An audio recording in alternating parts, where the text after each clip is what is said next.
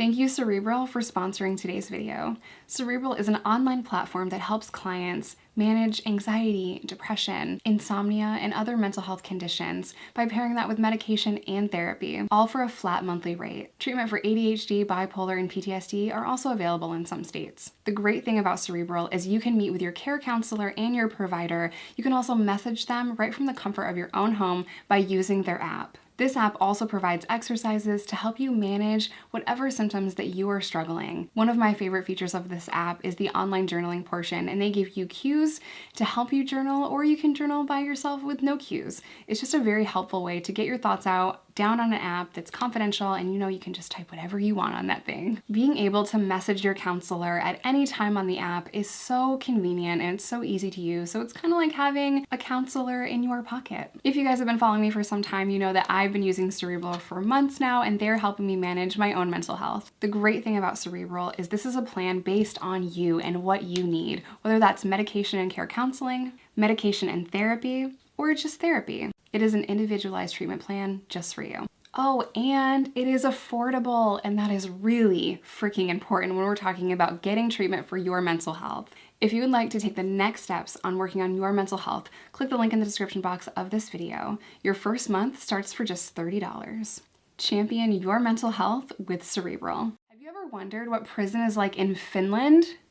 Because same. What's up, you guys? Welcome to today's video. In today's video, I'm going to continue my series blind reacting to prisons around the world, which is such a fun series for me. I filmed 3 other videos on this topic, so this is the 4th video in this series, and I'm so excited about it. Drop your suggestions in the comment section down below on what country you want me to blind react to next. If you are new here, hi, my name is Jess. I'm a prison content creator who has been to prison in America. If you want to follow me on any other social media platform, TikTok, Instagram, Patreon, that's $2. It's only ever gonna be $2. All of that is linked down below, as well as my vlog channel. Please go subscribe to that. It really freaking helps. As well as my podcast, and everything else that I do is all in the description box of this video. All right, without further ado, let's kick this thing off.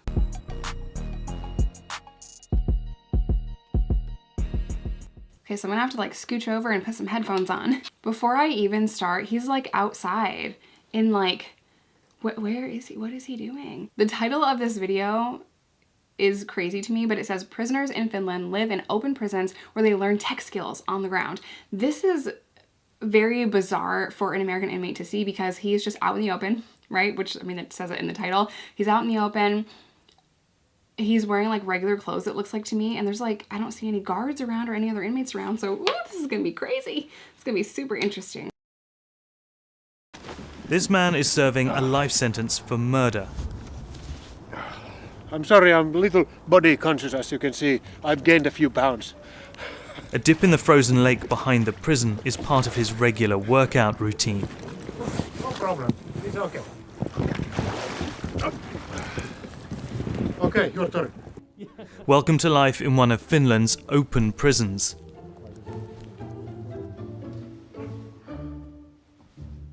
There are no cell blocks here, just dormitories. No cell. Inmates come and go in their own cars. Okay, they come and go in their own cars? They come and go... What? He's just gonna leave in his own car? Dude, on a murder charge? Ooh, what? When Matty isn't at the nearby university campus, he's in his dorm room, studying for a career in tech. Some entrepreneurship books, marketing books, user experience, all kinds of digital and IT studies.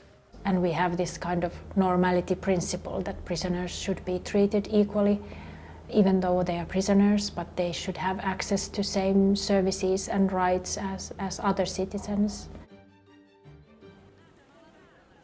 In recent years, Finland has been named the happiest and safest country in the world.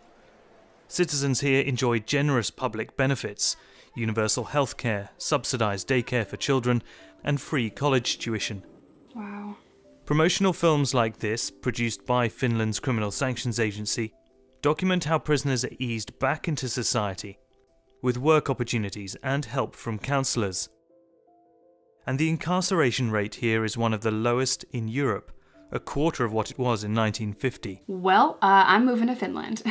No, but it just sounds like they really care about their people, both in and out of prison, to have universal healthcare and subsidized daycare. I mean, those are really important programs, and I don't think America does very well with things like that. Universal healthcare is a huge political debate in this country, and a lot of people agree that we should just have universal healthcare, but other people think that it's just this crazy, wild concept that is not going to pass and more tax dollars, and people get really upset when we're talking about universal healthcare. They often talk about long wait lines for people that need help with treatment. And I've talked to several people that have universal health care in their country, and they say there is no wait times, and that's kind of a myth that Americans believe. America's tough when it comes to things like that. And daycare is so expensive that a lot of times parents are forced to stay home because they can't afford to put their kid in daycare and work. That's how expensive daycare is. It's a huge problem in this country, I would say. Back to prison, the fact that they have a low recidivism rate, 1 in 3 people return, for all intents and purposes, just a minute and a half into this, it looks like it's actually working. I know that people think that inmates should not have the same rights as everyone else, but prison in America doesn't work just based on our own recidivism. Prison in America is not working. It is a barbaric, terrible place that treats you like worse than an animal. No one should ever treat an animal bad, but I can't think of another phrase. It treats you like an animal. It treats you like you're below everyone else, that you're subhuman. Then you're kicked out onto the street, labeled as a felon. You can't find jobs, you can't find work, and then people return. So my argument here is if you really cared about your tax dollars going to inmates, you should care that it is humane conditions, that you're teaching people skills that they need so they don't return to prison, so they don't commit crimes, because most people in America have a release date. So what are you doing when you're treating them like animals and you're beating them and you're torturing them and you're kicking them out into a society that is unforgiving, a society that thinks that, well, you just shouldn't have broken the law? That doesn't help anybody. It doesn't fix anything. In Finland, only 1 in 3 former convicts ends up back in prison. Compare that to the United States, where 2 out of 3 get locked up again within 2 years of release. A 2018 bill included sentencing reforms meant to reduce what is referred to as recidivism, but they only apply to inmates in federal custody. Just 10% of the 2.3 million people incarcerated in the US. That is a huge problem. When presidents come in and they sign these new bills or executive orders, it only affects federal prison. We have to vote state and locally because most people are in state and local jails. So the federal government doesn't have wide sweeping power to change prisons in this country. That's up to our local officials and policies that we have here. Critics say the 2018 reforms are only a small first step and fall far short of the kind of meaningful change Finland is so proud of. The scale, of course, is different. Today there are fewer than 3,000 in the Finnish prison system. The number of people behind bars in the US is equal to half of Finland's total population.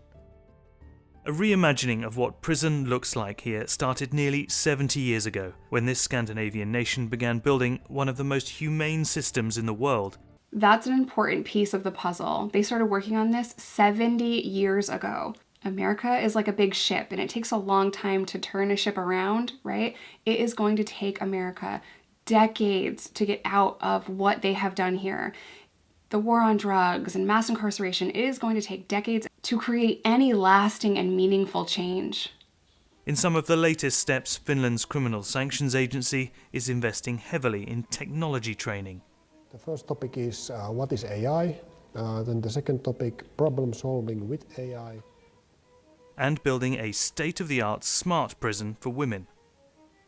And even testing VR to provide an escape from the drab walls and fluorescent lighting of Turku, Finland's highest security closed prison. Mika, who is 10 years into a 15-year sentence,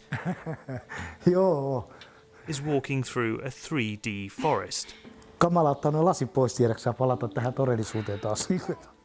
He appreciates the chance to interact with VR technology and learn the basics of working with computers. Sanotaan lisään vielä tämän verran, että tämmöisiä vankeja, ketä on välillä käynyt vapaana ja tullut takaisin, niin on sanonut ihan suoraan, että ei siellä pärjää, niin kuin, että siellä on niin paljon erilaista tämä kaikki niin kuin tämmöiset, että kaikki on niin paljon tietokoneistettua, että olisi hyvä saada sitä oppia. We try to educate the prisoners to use digital services in a meaningful way so that it would really help them to rehabilitate, that help them to take care of themselves and take care of their daily affairs and the kind of things, the kind of skills that you need when you reintegrate back to society. Now Finland is investing in the infrastructure to support that readjustment. A €34 million prison that many hope will set the standard for the future. No bars, glass windows, an internet connection in every room, and small touches meant for comfort. This is our specialty is divan. Yes.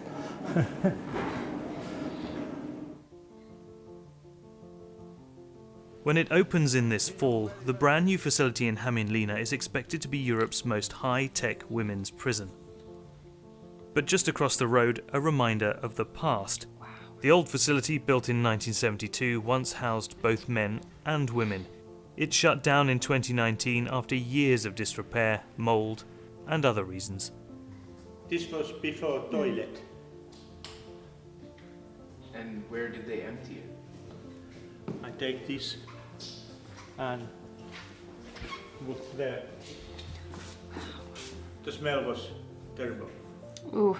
And just a few minutes' drive away, a relic built in the 19th century and modelled on the American style of prison that is still widely in use today. Cell blocks arranged in a radial floor plan, prisoners living in solitary confinement. This one is a museum now, preserved to show just how hard prison life here used to be. For Matti, the road to reform has led him to a career that he would never have dreamed of before.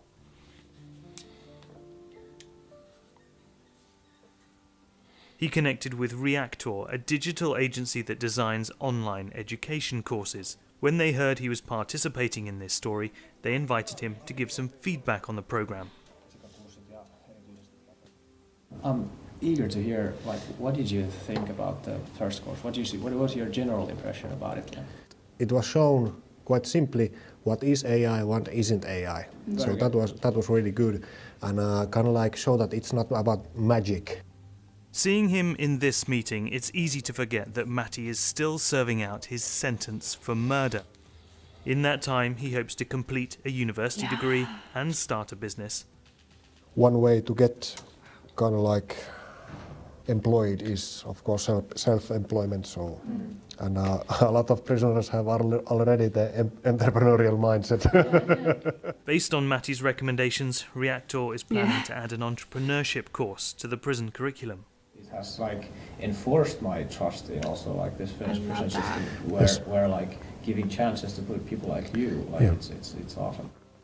After the meeting, Matti heads back to Louka prison, but he is excited for the future. At the beginning of my sentence, I thought that there can only be negative things in being in prison, that basically life is over. But I think you should give people a chance. That's the most important thing.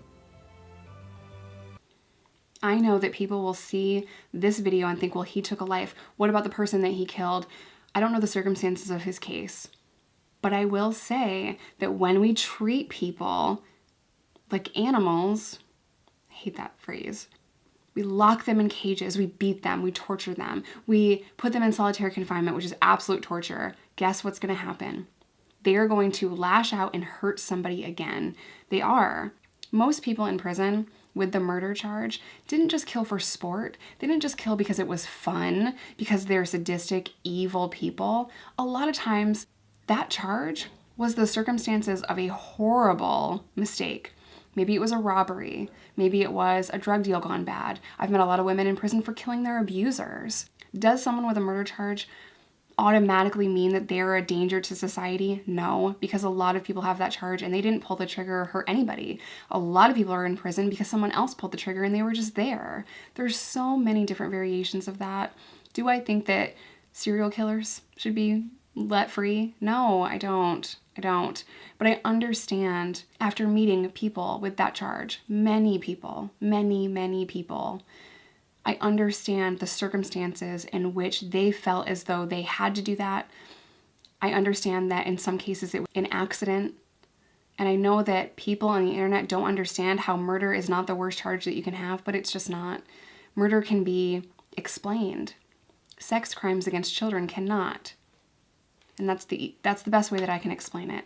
What Finland is doing might seem radical to Americans, but if you want radical change, then we have to do things that seem radical. To continue on doing what we're doing in this country, as far as our prison system, just seems like complete insanity to me. The war on drugs leads to mass incarceration, so I just want to talk about that for a second, because if the fear of prison stopped people from using drugs, guess what? Our prison system would be empty. I can get just as high in prison as I can on the street.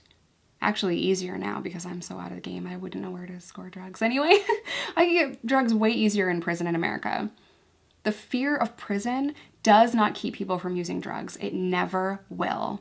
You're not holding people accountable for taking drugs by putting them in prison. You are just hurting them. You're disconnecting them from society.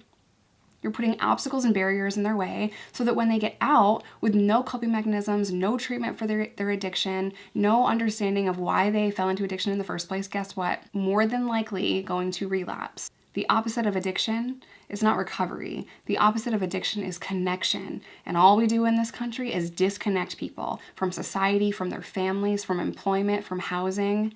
That is not going to help anyone. It's only taking lives. It's only hurting people.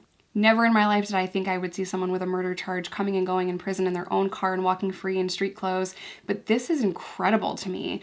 This person is using his experience to help build courses for entrepreneurship for people that are going to come into prison and then leave prison. I think he's a valuable resource to that program. And I think America needs to freaking pay attention, because we are so behind on our prison systems that it's disgusting, it's an embarrassment, and it's a testament to how we think in America. You judge a society by how it treats its most vulnerable. And the way that we treat inmates, our homeless population, people struggling with a mental illness, people struggling with addiction, is horrible in this country. America gets a lot of stuff right, but we get a lot of stuff wrong too. And we need to come together to fix that. I'm going to end today's video here. I will leave the full video linked in the description box of this video. As always, I love you guys. Stay safe, stay in recovery, whatever that looks like to you. Start doing research on prisons around the world so that you can understand how far behind America truly is. And I will see you in the next one.